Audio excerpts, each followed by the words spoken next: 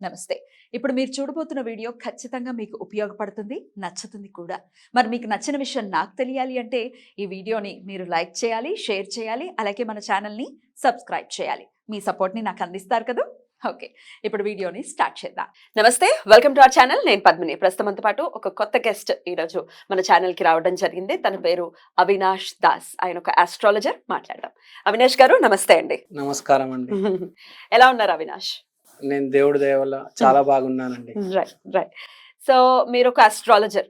ఎన్నాళ్ళ నుంచి ప్రాక్టీస్ లో ఉన్నారండి? నేను 12 ఇయర్స్ నుంచి ఆస్ట్రాలజీలో ఉన్నానండి. దేవుడి దయ వల్ల నాకు ఈ అవకాశం దేవుడు ఇచ్చినందుకు చాలా హ్యాపీగా ఫీల్ అవుతున్నాను.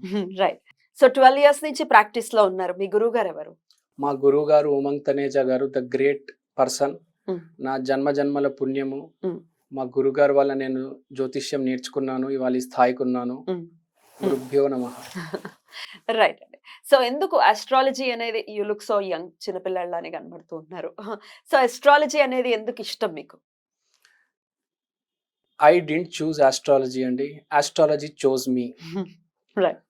ఆస్ట్రాలజీని మీరు ఎంచుకోలేదు. ఆస్ట్రాలజీయే మిమ్మల్ని ఎంచుకుంది. నన్ను ఎంచుకుంది, ఇక్కడ దాకా తీసుకొచ్చింది. స్టూడియోలో ఇవాళ ఇక్కడ వచ్చిన అది నా జ్యోతిష్యం, మా గురువు. బట్ ఏదో ఒక పాయింట్ ఉంటుంది కదా, దాని పట్ల అట్రాక్ట్ అవ్వాలి, ఆ సబ్జెక్ట్ నేర్చుకోవాలి అన్నప్పుడు ఒక పాయింట్ ఏదో ఉంటుంది కదా. ఏంటి ఆ పాయింట్? ఏం లేదు, ఒకానొక సమయంలో నేను బేసిక్ గా ఒక సిచ్యువేషన్ లో మొత్తం నా జీవితంలో డౌన్ అయిపోయా. ఏం చేయాలి, దీని నుంచి బయటికి ఎలా రావాలి అనే ఒక ప్రారంధం అనేది మనిషికి ఉంటుంది, అది కింద పడేస్తుంది మనిషిని. అలాంటి సమయంలో ఏం చేయాలి తెలియదు. అలాంటి సమయంలో దేవుడి దయ వల్ల జ్యోతిష్యం నా ముందుకు వచ్చింది. నేను దాన్ని గౌరవించి నేర్చుకున్నాను, ఆ సమస్యను దాటుకోగలిగాను. సో అప్పటి నుంచి అనిపించింది, ఓకే, ఆ సమస్యని మీరు అధిగమించినప్పుడు సరే, వై నాట్, నేను ఎందుకు నేర్చుకోకూడదు ఈ సబ్జెక్ట్ అని నేర్చుకున్నారు. అవును. బ్యూటిఫుల్. అదర్ దాన్ ఇంకేం చదువుకున్నారు మీరు?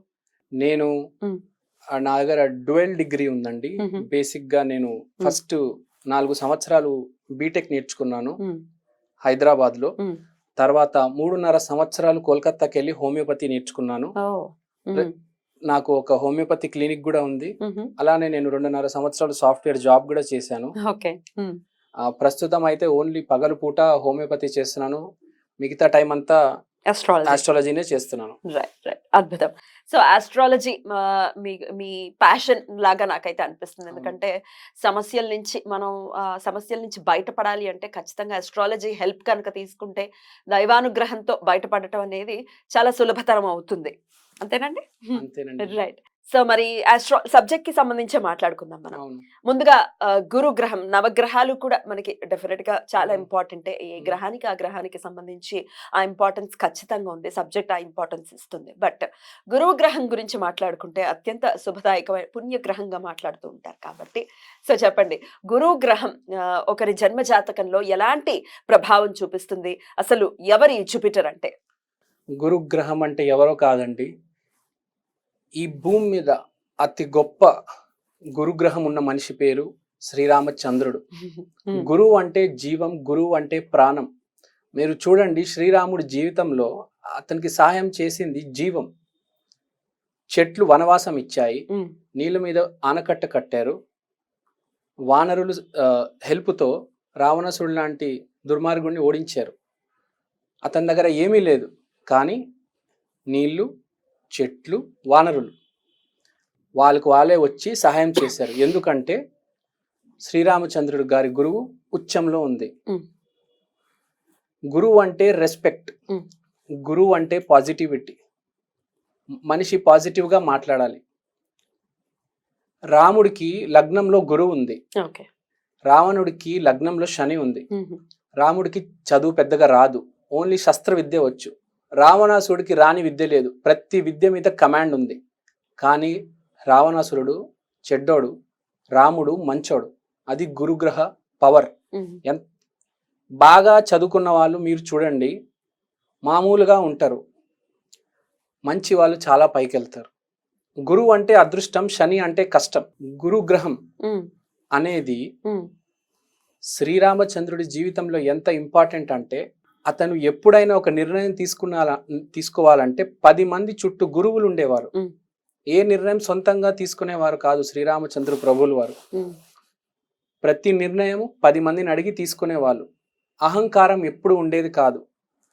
గురువు అంటే అతని దగ్గర 10 రూపాయలు ఉన్నాయి అనుకోండి, 2 రూపాయలు అతను ఉంచుకోండి, 8 రూపాయలు పంచేస్తాడు. అక్కడ 3 చైర్లు వేసున్నాయి, 4 ఉన్నారు. ఫస్ట్ ఉరుక్కుంటూ వెళ్ళి నేల మీద కూర్చునేది అతనే. అది గురుగ్రహం అండి. గురువు అంటే 1 లైన్ డెఫినిషన్. నువ్వు వేరే వాళ్ళ కోసం ఏం చేశావు, what you have done for others. Service ని చూస్తారు. సర్వీస్. ఇప్పుడు ప్రతి గ్రహంకి 100 పాయింట్లు ఇస్తే గురు గ్రహానికి 200 పాయింట్లు ఇవ్వచ్చు. రైట్. జాతకంలో ఏమీ లేకపోయినా గురువు సరిగ్గా ఉంటే అన్ని సర్దుకుపోతాయి, ఏ ప్రాబ్లమ్స్ రావు. సో జాతక పరంగా గురువు ఎక్కడుంటే యోగిచ్చేటటువంటి పరిస్థితులు ఉంటాయండి? గురువు ఎప్పుడైనా కర్క రాశి, క్యాన్సర్ లో ఉంటే ఉచ్చం. రాముడికి కూడా లగ్నంలో కర్కాటక లగ్నంలో గురువు ఉన్నాడు ఉచ్చ స్థాయిలో. కాబట్టి గురువు అనేది మనము ఏ రాశిలో ఉన్నారు అనేది కాదండి. మనం పెద్దవాళ్ళని గౌరవిస్తే ఆటోమేటిక్ గురువు ఇంప్రూవ్ అవుతుంది. రోజు రోజుకి మన గురువు ఇంప్రూవ్ అవుతూ పోవాలి, దేన్ని ఎదిరించకూడదు. చాలా బ్యూటిఫుల్ గా ఎక్స్ప్లెయిన్ చేశారు. ఇక నెక్స్ట్ ఎపిసోడ్స్ లో ఇంకొన్ని గ్రహాల గురించి కూడా మనం మాట్లాడుకుందాం. Thank you. నమస్తే. నమస్తే.